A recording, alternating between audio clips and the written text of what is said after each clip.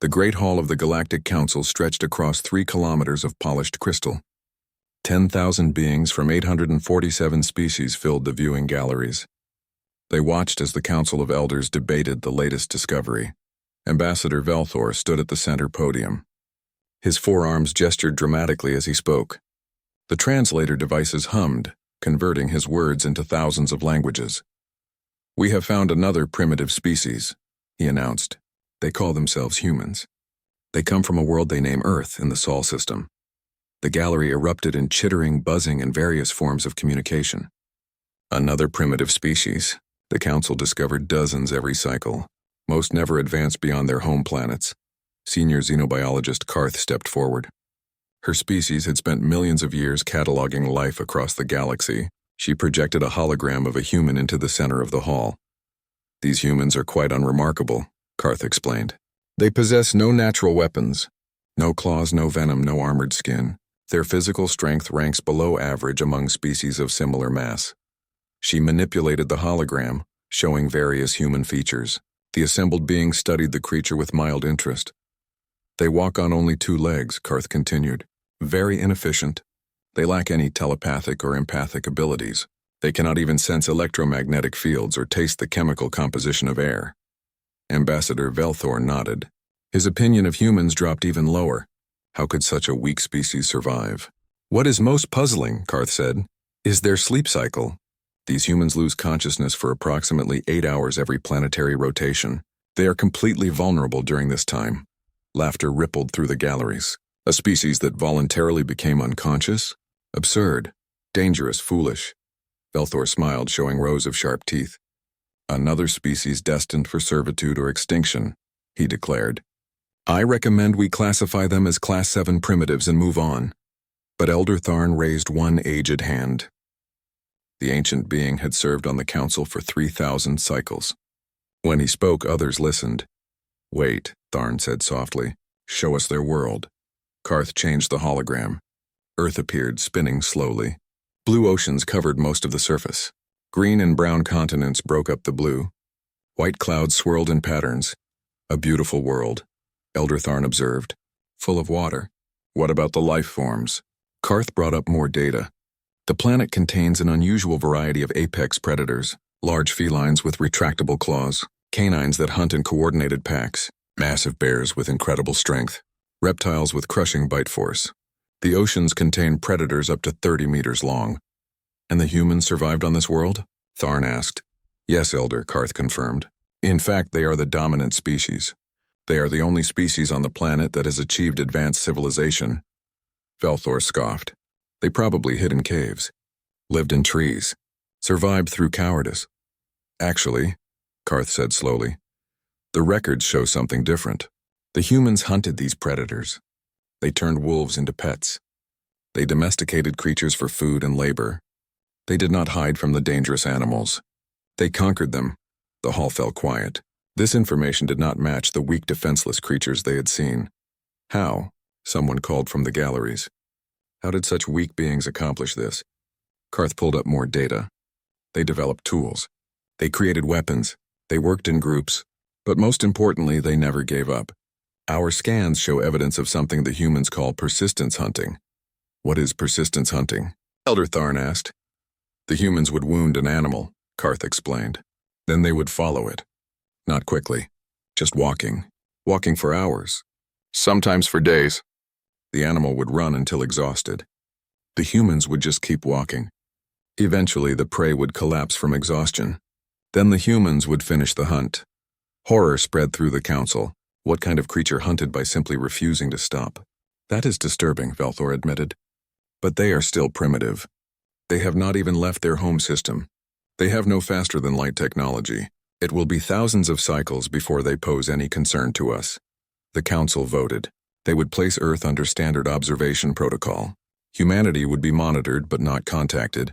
No interference until they developed FTL technology on their own. The expected timeline was 2,000 to 5,000 cycles. The file was archived. The council moved on to more important matters. The primitive humans from Sol 3 were forgotten. 47 cycles later, alarms blared through the council station. A ship had just emerged from faster-than-light travel at the edge of the system. The ship's signature was unknown. The Council's defense fleet went on alert. Unknown ships usually meant pirates or worse. The ship broadcast a message in broken but recognizable Galactic Common. The translation computers worked to clean up the signal. "This is Captain Sarah Chen of the United Nations space vessel Endeavour. We come from Earth. We request permission to dock and meet with the Galactic Council." Karth pulled up the human file. Her hands shook as she read the timeline. 47 cycles. The humans had developed FTL technology in only 47 cycles. Impossible. Most species took thousands of cycles. Some never achieved it at all. But there it was, a human ship, using working FTL technology, standing at their doorstep. Velthor stared at the view screen. The human ship looked crude compared to Council vessels, but it worked. These primitive, weak creatures had built a faster-than-light ship in less than 50 cycles. Elder Tharn smiled. "Perhaps we should not have dismissed them so quickly. Grant them permission to dock. Let us meet these humans who refuse to know their limitations." The galaxy was about to learn its first lesson about humanity. When told something was impossible, humans heard a challenge. When given a timeline of thousands of cycles, humans finished in dozens. When expected to hide, humans attacked. The weak, defenseless species from Earth was coming to the Council, and nothing would ever be the same. The UNSV Endeavour docked at Threshold Prime 3 hours after its arrival. Captain Sarah Chen stood at the airlock adjusting her dress uniform. Behind her stood 12 crew members, also in formal attire. They represented Earth's United Nations. Their mission was simple: join the Galactic Council. The airlock opened. Chen stepped onto the station and stopped. The corridor stretched before her, filled with beings from 100 different worlds. Some walked on legs, others floated. A few rolled on wheels of living tissue. They all stared at the humans. Chen straightened her shoulders and walked forward. Her crew followed. They had prepared for this moment for years. Ever since humanity detected the Council's monitoring stations in their solar system. Ambassador Velthor waited at the end of the corridor. He towered over the humans, his forearms crossed. His expression showed what he thought of these newcomers. "Welcome to Threshold Prime," Velthor said. His tone suggested the humans were anything but welcome. "The Council has reviewed your request. We are impressed by your rapid technological development." Chen smiled politely. "Thank you, Ambassador. We are eager to join the galactic community." "Yes, well," Velthor said. "About that. The Council has granted you observer status. You may attend Council sessions and learn our ways. After several thousand cycles, you may apply for full membership. Several thousand cycles." Chen did quick math. Each cycle was roughly 1 Earth year. They expected humanity to wait thousands of years for basic voting rights. "Observer status," Chen repeated carefully. "We can watch but not participate?" "Correct," Velthor said. "It is standard procedure for new species. You must prove yourselves worthy of full Council membership." The welcoming ceremony took place in a smaller hall. Only 500 species attended. Chen and her crew stood on a raised platform, while speaker after speaker welcomed them to the galactic community. Each speech felt more condescending than the last. Then War Master Kreth of the Valorian Empire stepped forward. His species had conquered 40 star systems through military might. They served as the Council's primary defense force. Kreth was massive, 3 meters tall, covered in thick scales with arms like tree trunks. He looked at the humans the way a lion might look at a mouse. "Humans of Earth," Kreth announced, "I offer you a traditional greeting. A challenge." The hall went quiet. Chen glanced at her crew. None of them had expected this. "In galactic society," Kreth continued, "new species may prove their worth through the trials. 3 tests of ability: diplomacy, science, and combat. Pass all 3 and you earn immediate full Council membership. Fail even 1 and you remain observers for the standard period." Murmurs spread through the assembled species.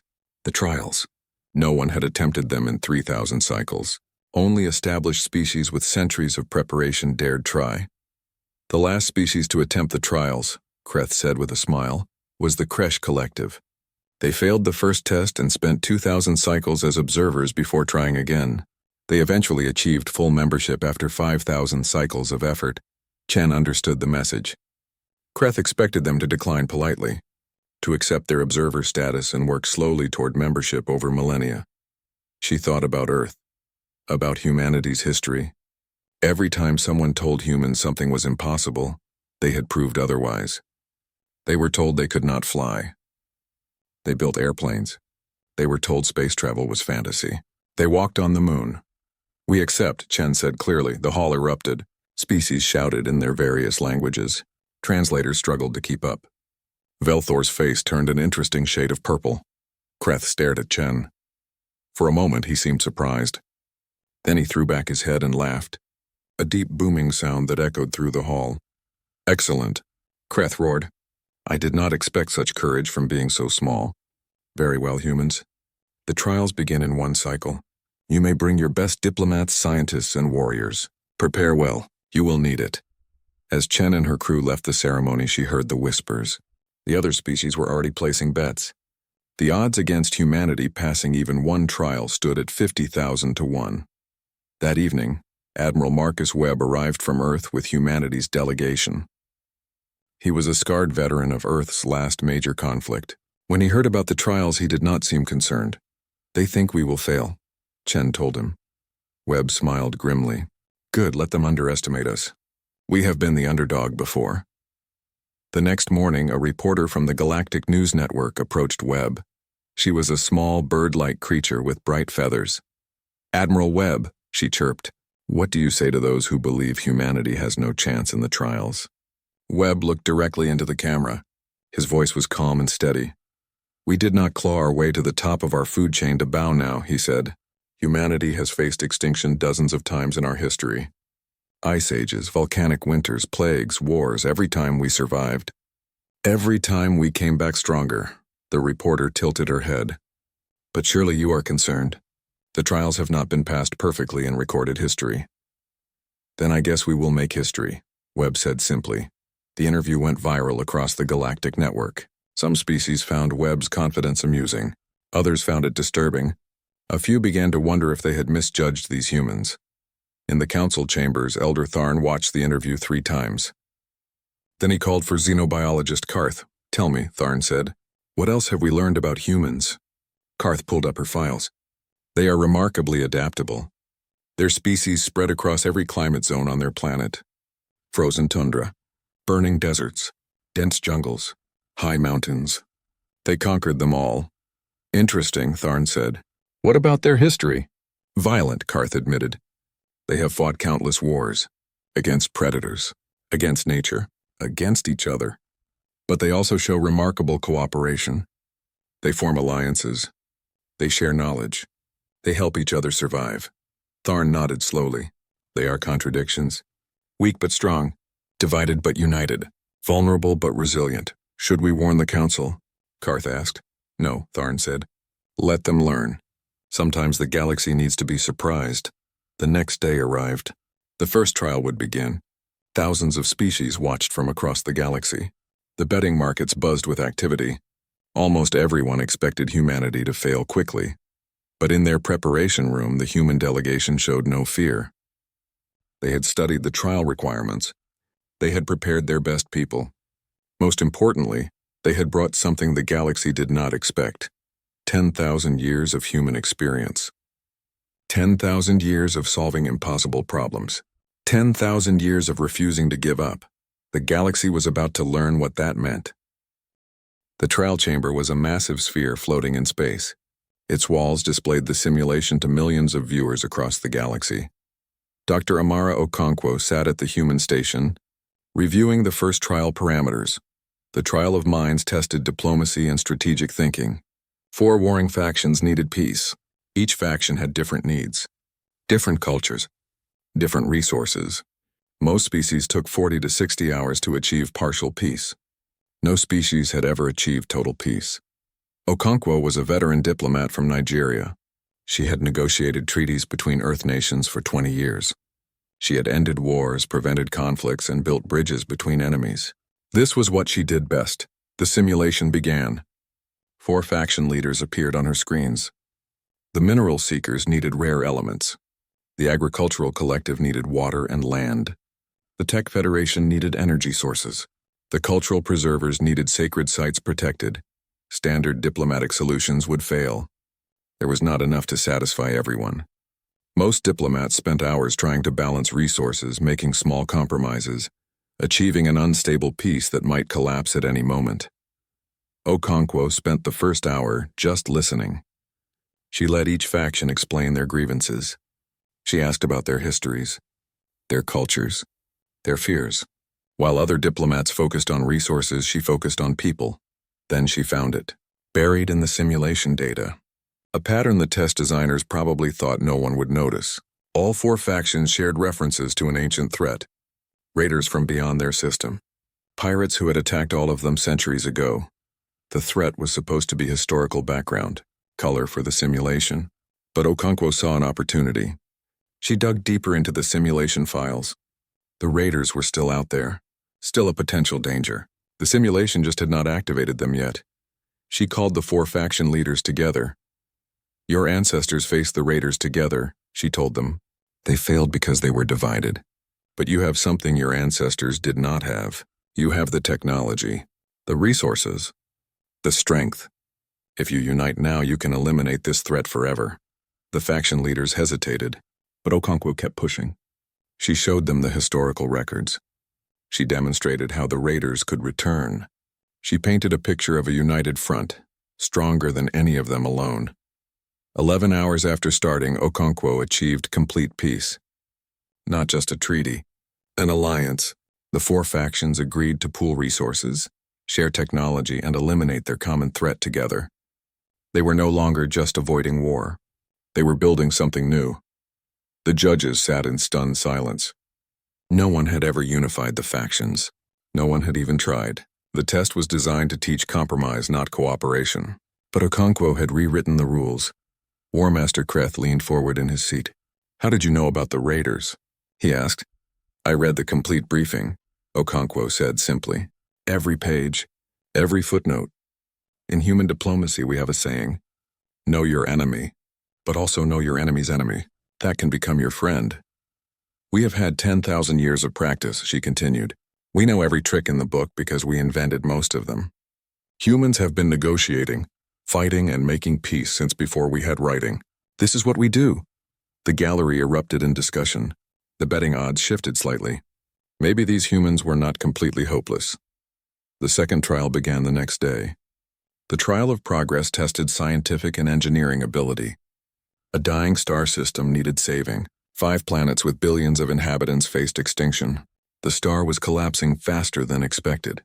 The test had no perfect answer. Most species evacuated as many people as possible and accepted the loss. The judges measured how species made impossible choices, how they balanced survival against resources, how they decided who lived and who died. Dr. Yuki Tanaka led the human team. She was a physicist from Japan who specialized in stellar mechanics. She had spent 15 years studying stars, developing new theories about stellar formation and collapse. Tanaka reviewed the scenario. Then she turned to her team. "We are not evacuating," she said. Her team stared at her. The test required evacuation. That was the whole point. Choose who to save when you cannot save everyone. "The test assumes the star cannot be fixed," Tanaka explained. "But that is not stated as a rule. It is just an assumption. So we fixed the star."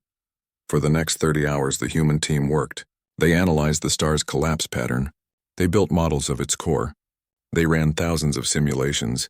The math was brutal. The physics pushed the limits of known science. Tanaka proposed stellar engineering on a scale never attempted. They would inject specific elements into the star's core, use gravity manipulation to compress certain layers, essentially restart the fusion process in a more stable configuration. The theory was sound. The calculations worked. But it was practically impossible. The energy requirements were enormous. The precision needed was beyond current technology. It would take centuries to build the necessary equipment. But the trial did not ask them to actually do it, just to solve the problem. Tanaka presented their solution to the judges. Complete mathematical proof, engineering specifications, step-by-step implementation plans. The judges spent 6 hours reviewing the work, checking calculations, testing the theory, looking for flaws. They found none. The solution was theoretically perfect. It would work. If anyone could build it. Senior Judge Melkor of the Scientific Council stood up. His species had achieved spaceflight 5,000 cycles before any other known race. They were considered the galaxy's greatest scientists. "This solution is mathematically perfect," Melkor announced. "We have been giving this test for 8,000 cycles. Every species evacuates. They choose who to save. They accept loss. But humans refuse to accept loss. They redesigned the star instead." He looked at Tanaka with something that might have been respect. "For the first time in recorded history, we award full points for the trial of progress." The galaxy was paying attention now. This was not luck. This was not chance. Humans approached problems differently. When faced with impossible choices, they rejected the premise. When told to choose, they found a third option. Ambassador Velthor watched the results with growing unease. These humans were not just competent. They were creative in ways the galaxy had not seen before. They did not follow the rules. They rewrote them. The betting markets went wild. Odds shifted dramatically. Some species began betting on humanity to pass all three trials. Others doubled down, insisting the combat trial would break them because everyone knew the truth. Diplomacy and science were impressive, but the trial of blood would test something deeper. It would test courage under fire, sacrifice, the willingness to die for others. Most species lost that trial, not because they lacked skill, but because when faced with certain death, instinct took over. Self-preservation won. They saved themselves instead of the civilians they were meant to protect. War Master Kreth smiled as he prepared the final trial. He had designed the simulation himself. It was brutal, overwhelming, designed to break the spirit of even the strongest warriors. He expected the humans to fight well. They had proven themselves clever and capable, but when the odds became impossible, when death became certain, he expected them to do what every species did: run. The trial of blood began at dawn. Captain Sarah Chen stood on the bridge of the UNSV Indomitable, humanity's newest warship. Around her, the simulation materialized. A colony world, cities filled with millions of civilians, and on the horizon, an enemy fleet. The scenario was simple. Overwhelming enemy forces would attack. The defending species must protect civilians while evacuating as many as possible. Most species saved 60 to 70% of civilians. Their military forces were always destroyed. The test measured tactical thinking and sacrifice. How well species made hard choices, how they balanced military losses against civilian survival. The judges expected some military casualties. They expected heavy civilian losses. They expected retreat. Chen reviewed the enemy fleet composition. 12 capital ships, 40 cruisers, hundreds of fighters, against her single warship and a company of Marines on the ground led by Colonel James Park. The odds were impossible by design. This was not a test you won. It was a test you survived while saving as many as you could. "Orders, Captain?" her tactical officer asked. Chen stared at the tactical display. She thought about every military engagement in human history. Every last stand. Every impossible victory. Humans did not think like other species. When faced with overwhelming odds, they did not calculate survival percentages. They got angry. "Prepare for attack run," Chen ordered. "All weapons hot. Navigation plot intercept course for their flagship." Her crew stared at her. Attack? The standard doctrine was defensive positions. Protect evacuation routes. "Buy time." "Captain," the tactical officer said carefully, "we cannot win a direct engagement." "We do not need to win," Chen replied. "We need to make them hurt. Execute attack run." The Indomitable accelerated. The enemy fleet detected her immediately. They expected her to establish defensive positions. Instead, she drove straight at them. Chen pushed her engines beyond safe limits. Her ship could handle more stress than alien vessels because humans could withstand greater G-forces. Evolution on a heavy gravity world had advantages. The Indomitable performed maneuvers that should have killed the crew. Sharp turns at maximum acceleration, rolls that pushed the ship's structural limits. The enemy fleet struggled to track her movements. She flew straight through their formation. Her weapons blazed. She was not trying to destroy them. She was drawing their attention, making them focus on her instead of the colony below. 2 enemy cruisers broke formation to pursue her. Perfect. Chen led them on a chase through the orbital debris field. She used the Indomitable's superior maneuverability to stay ahead. When one cruiser got too close, she flipped her ship and used it as a shield. letting the enemy shots hit the cruiser behind her.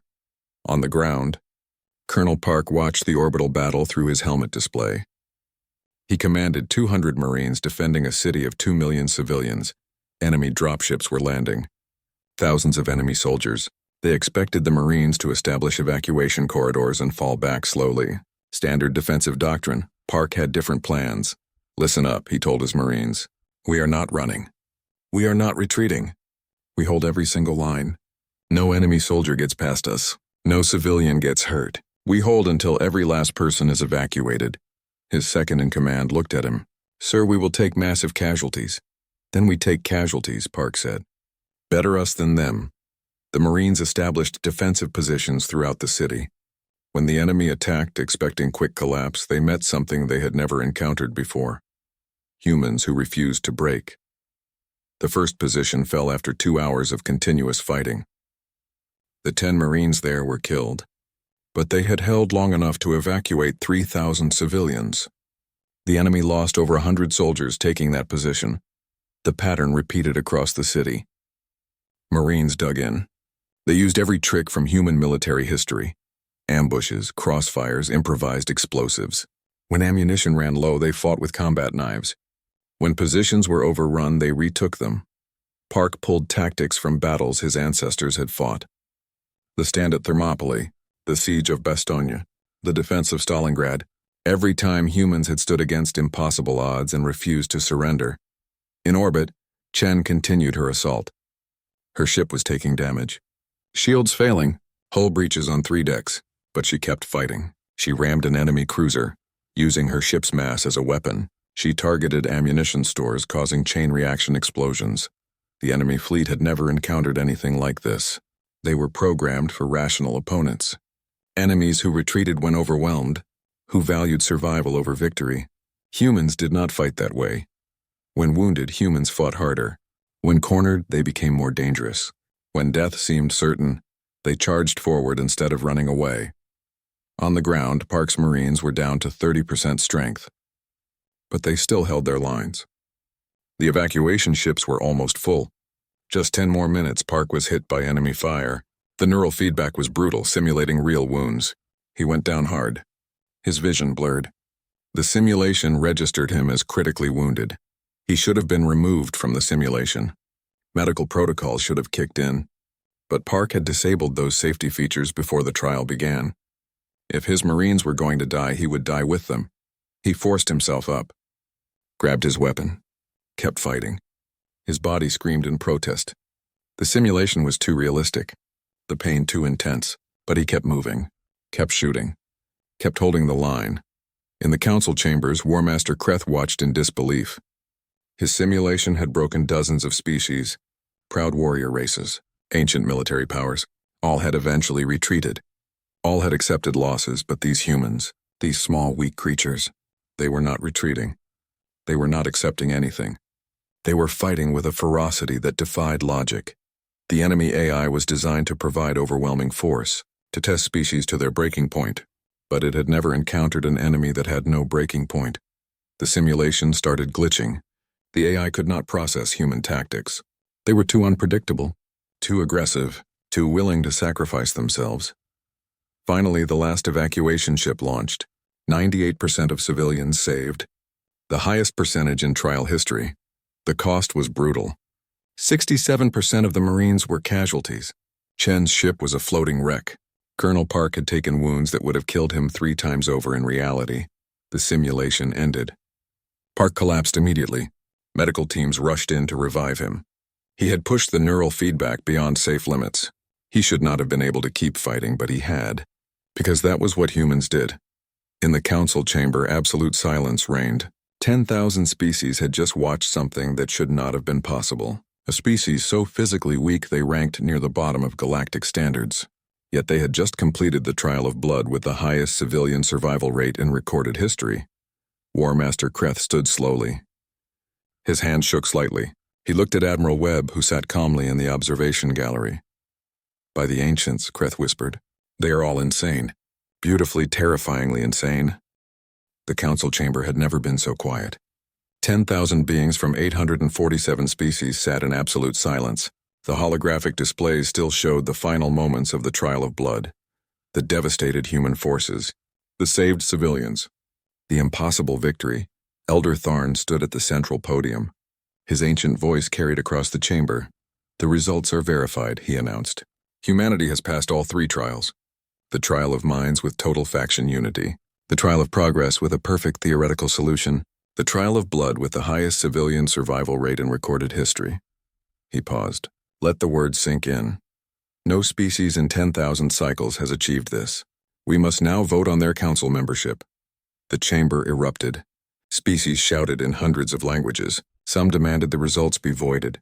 Others insisted humans must have cheated. The noise was deafening. Ambassador Velthor stood at his delegation seat. His forearms waved frantically. "This is impossible," he shouted. "They are a primitive species. They were classified as Class 7 just 47 cycles ago.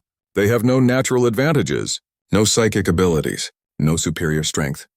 Elder Tharn looked at Velthor calmly. "Then perhaps we misunderstood what makes a species advanced." The doors to the chamber opened.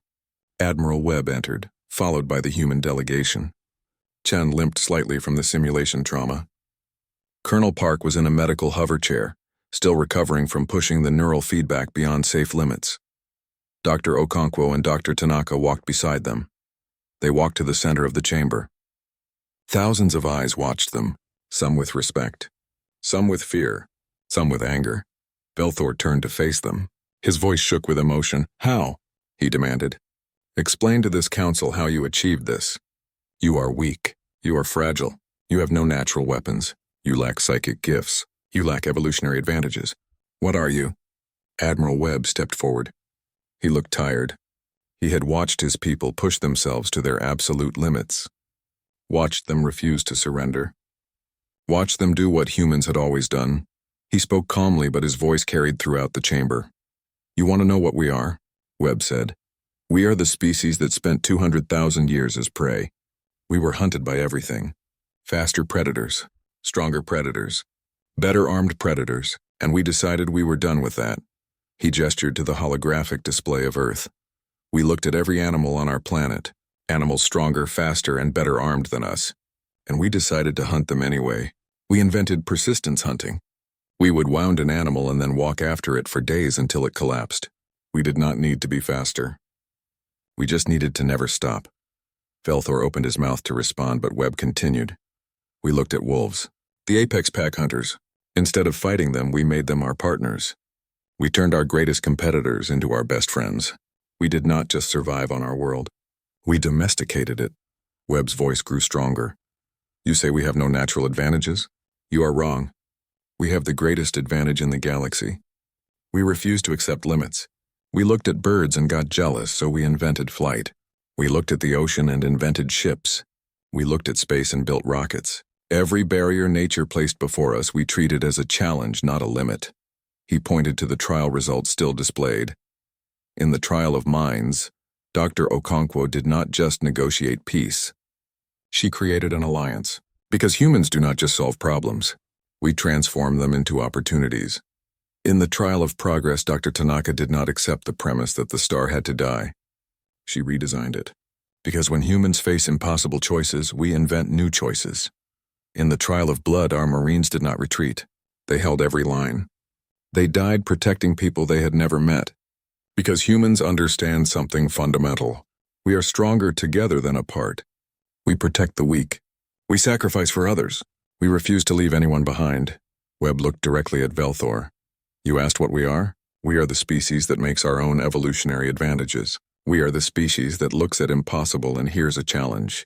We are the species that has survived ice ages, volcanic winters, plagues, and countless wars. Every time we faced extinction, we survived. Every time we were knocked down, we got back up." The chamber was silent again. But this time it was not shock. It was understanding.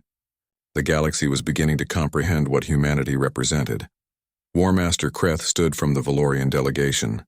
He walked slowly to where the humans stood. For a long moment, he simply looked at them. Then he placed his massive hand over his chest. A Valorian gesture of deep respect. "Your soldiers knew they would die in that trial," Kreth said quietly. Yet they continued. They held lines that could not be held. They fought battles that could not be won. I have seen thousands of species fight. None fought like you. He looked at Colonel Park, still in his medical chair. We have a saying in the Valorian Empire, Kreth continued. A warrior who knows death and continues anyway has transcended mere courage. Your species understands this. Admiral Webb nodded. We have a similar saying. I may not win, but you are going to lose. It has gotten us pretty far. Kreth's translator struggled with his next word. Finally, it settled on something close. Respect, Kreth said. Elder Tharn called for the vote. The chamber lit up with the responses of 847 species. Green lights for acceptance. Red for rejection. The final count appeared. 703 green. 144 red. Humanity was granted full council membership. Not just basic membership. They were given a seat on the Security Council. An honor never before granted to a newly contacted species. As the human delegation left the chamber, species from across the galaxy approached them. Some offered partnerships, others proposed research collaborations. Many simply wanted to shake their hands, an odd human custom that was quickly spreading through the galaxy. Over the following cycles, the galaxy changed. Defense fleets began studying human tactics. Diplomats learned human negotiation techniques. Scientists collaborated with human researchers on projects once considered impossible. The humans had not just joined the galactic community, they had fundamentally changed it. Their refusal to accept limits infected other species. Their creativity inspired new solutions to old problems. Their willingness to sacrifice for others reminded the galaxy of values it had forgotten. In the darkest reaches of space, something ancient stirred. A threat that had destroyed countless civilizations. Raiders who had crushed every military force they encountered. They had been watching the galaxy for millennia, waiting for the right moment to strike. Their scouts brought news of the new species. These humans, small, weak, unremarkable. The ancient threat dismissed them immediately. Just another species to conquer. But the galaxy knew better now. The galaxy had learned. When the ancient threat eventually came, they would face something they had never encountered before. Not just humans, but an entire galactic community that had learned from humans. The galaxy had learned to refuse limits, to transform problems into opportunities, to stand together, to never surrender. The ancient threat was about to learn what the Council had learned. Humanity did not just take the field. They changed the rules of the game entirely. On Earth, in a small museum dedicated to human history, a new exhibit opened. It showed the 3 trials, the diplomatic breakthrough, the impossible engineering solution, the last stand of the Marines. Beneath the displays, a simple plaque read, "When told we could not, we proved we could. When given impossible odds, we won anyway. When asked to surrender, we fought harder. This is not the end of our story. This is just the beginning." And across the galaxy, billions of beings were beginning to understand the truth. Humanity had not just joined the galactic community. They had announced that everything was about to change. The weak species from Sol 3. The primitives who should have remained observers for thousands of cycles. They owned the field now, and the galaxy would never be the same.